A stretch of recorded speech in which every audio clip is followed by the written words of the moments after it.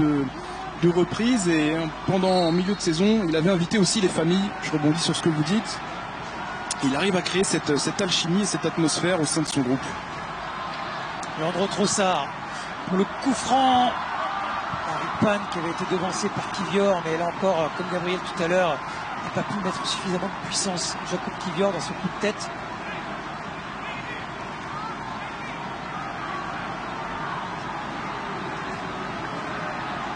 Sur ce maillot, vous voyez que à l'avant, Philippe Keun a juste inscrit Monaco.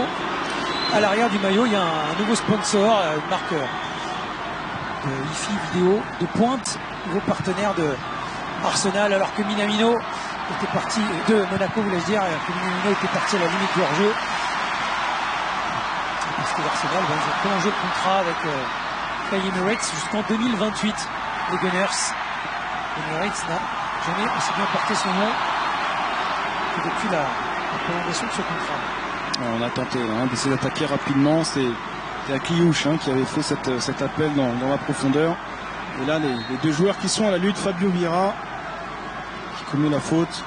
On est quand même descendu en intensité depuis le dernier quart d'heure. Anthony, on le voit, on met du temps à remettre le ballon en jeu. Du côté d'Arsenal, on garde le ballon sur des temps assez longs avant de transmettre les passes.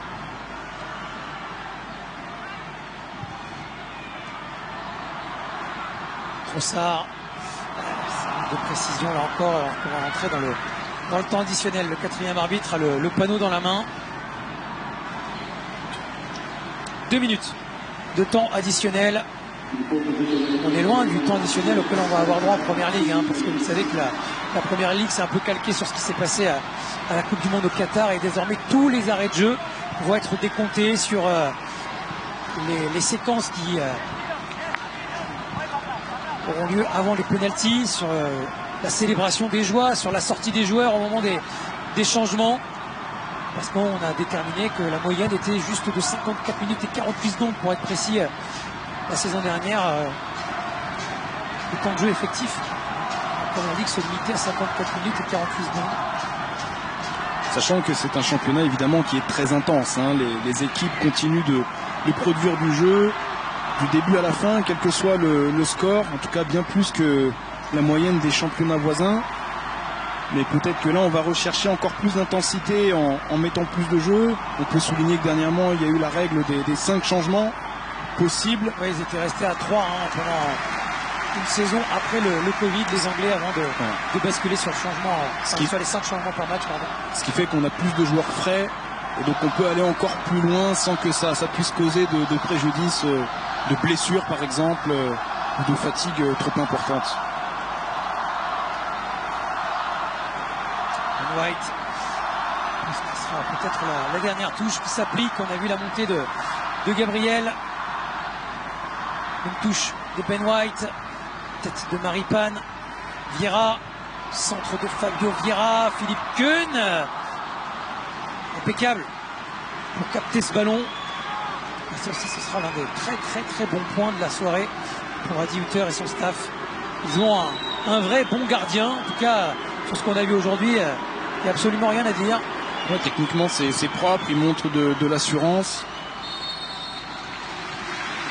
Un partout entre Arsenal et Monaco, mais il faut un vainqueur dans cette Emirates Cup.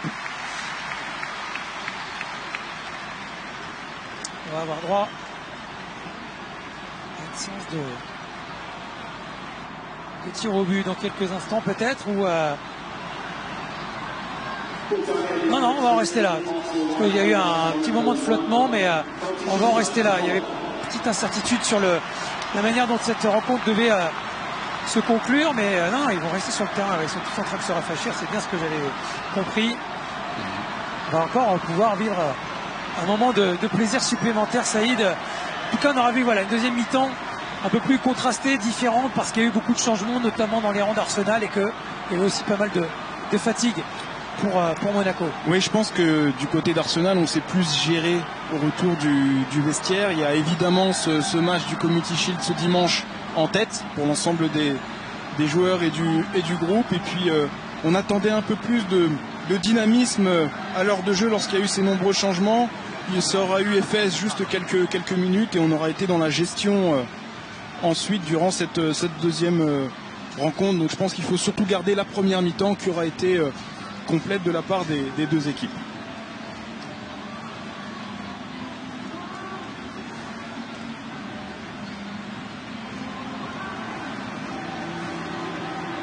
Et on voit Nicolas Jauvert, dont on parlait tout à l'heure, donner ses consignes aussi à ses joueurs.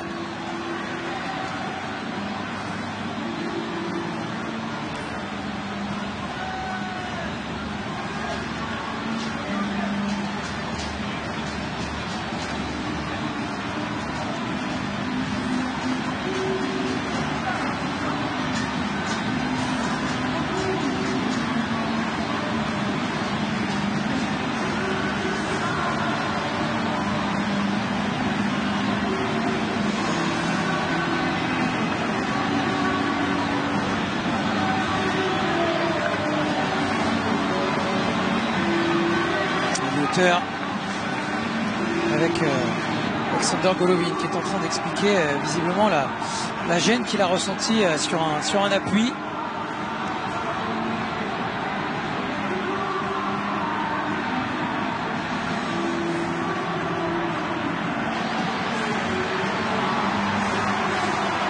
Ces tirs au but, c'est aussi une bonne opportunité de s'exercer.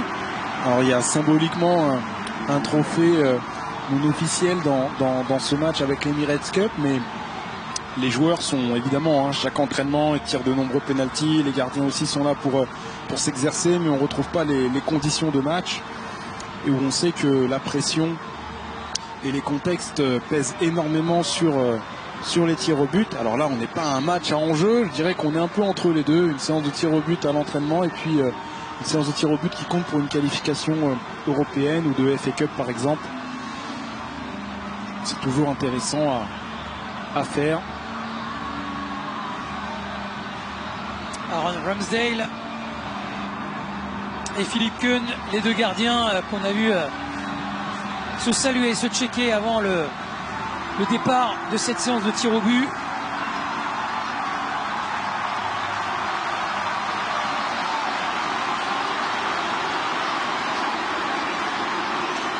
Ce sont les Monégasques qui vont débuter cette séance.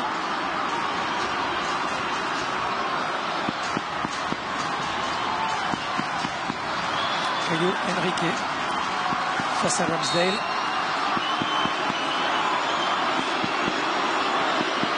Beaucoup d'élan. Caio Henrique. Et au milieu, ça fait 1-0 pour Monaco dans cette séance de tir au but. Ouais, Ramsdale qui a le sourire. Qui a anticipé le fait que Ramsdale plonge d'un côté, se jette. Une demi-palenka, on va dire, de la part de Caio Henrique. Martin Odegaard pour le premier tir au but en faveur d'Arsenal.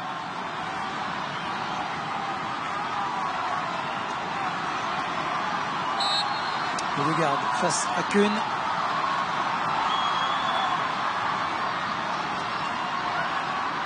Face au Neymar, la prise d'élan de Martin Odegaard pour prendre à contre-pied Philippe Keun. Plusieurs appuis et puis il le prend bien à contre-pied. Il vient refermer son pied au dernier moment. Lui qui regarde bien le gardien adverse avant de frapper. Elliot Matazo qui va s'avancer face à Ramsdale. 21 ans, international espoir belge.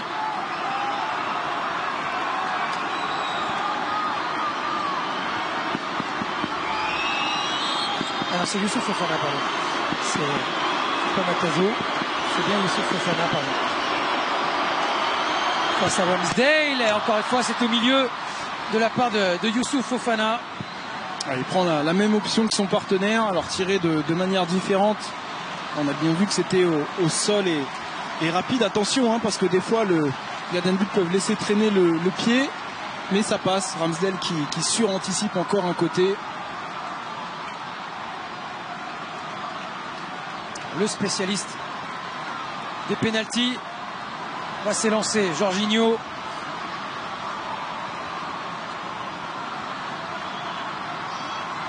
Face à Keun. Jorginho, c'est 19 pénaltys sur 21 en première ligue. 27 sur 31 avec Chelsea. Toute compétition confondue. Et Jorginho qui va trouver la lucarne. Impeccable de partout. Toujours avec sa manière atypique de tirer les pénaltys. Regardez, il y a ce petit saut. Et ensuite, au-delà du saut, on peut toujours en discuter. Ce qui est intéressant, c'est la précision qu'il a dans sa frappe. En allant chercher la petite lucarne. C'est ça qui est le plus important. Crépin Diatta, troisième frappeur pour l'AS Monaco.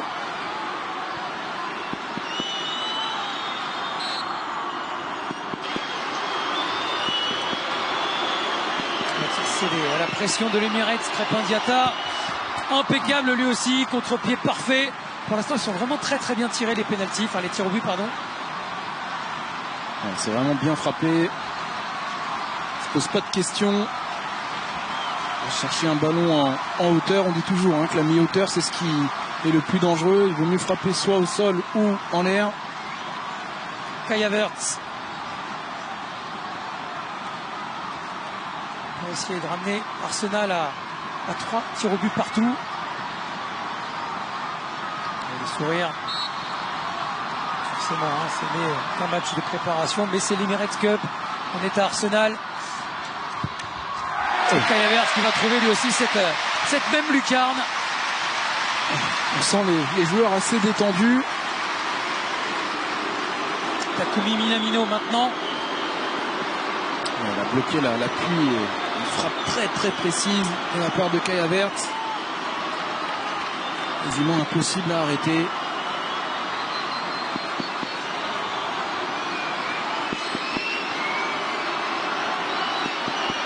Minamino face à Ramsdale. Ancien Red va-t-il craquer? Minamino en force. Et Aaron Ramsdale qui n'avait pas bougé d'un cil.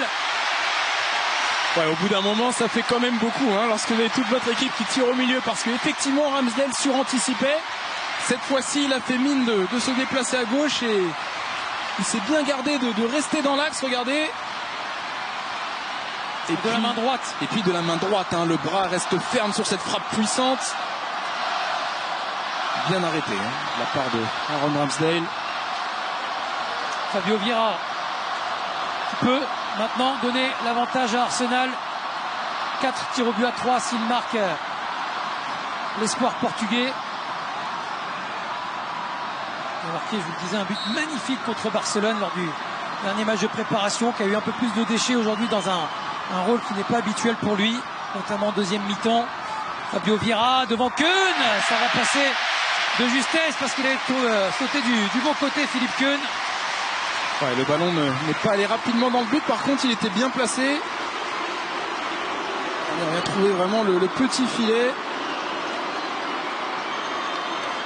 Fabio Vieira, le gaucher.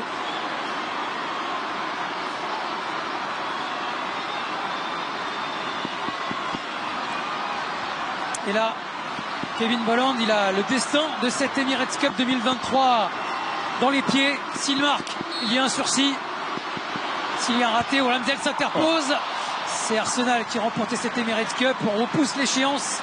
Bolland qui frappe lui aussi plein axe. Un peu plus excentré. Un peu plus excentré. Enfin, on n'était pas non plus complètement sur le côté. Et c'est Gabriel qui a, lui, le destin des Gunners au bout de son pied gauche.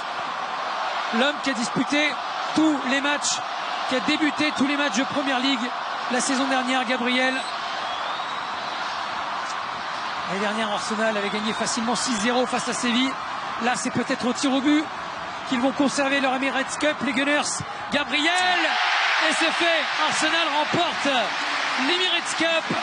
Gabriel qui peut aller saluer l'Emirates Stadium. On retrouvera les Gunners dimanche à Wembley contre Manchester City. On retrouvera surtout Monaco sur Canal lundi prochain contre le Bayern. Et puis rendez-vous avec les Gunners ici même à l'Emirates Stadium samedi 12 août face à Nottingham Forest pour les grands débuts en Première Ligue. Merci Anthony, merci Saïd de nous avoir fait vivre cette rencontre et donc Arsenal qui remporte à domicile l'Emirates Cup après un bon match quand même de l'AS Monaco qu'on retrouvera lundi sur Canal. Nouveau match amical sur la pelouse du Bayern, Anthony l'a dit. D'ici là, samedi, l'Olympique Lyonnais affrontera Crystal Palace, 18h30, toujours sur Canal+. Vite, on vous laisse à votre soirée ciné sur Canal. Merci de nous avoir suivis, on se retrouve très vite bien sûr pour du sport. Bonne soirée.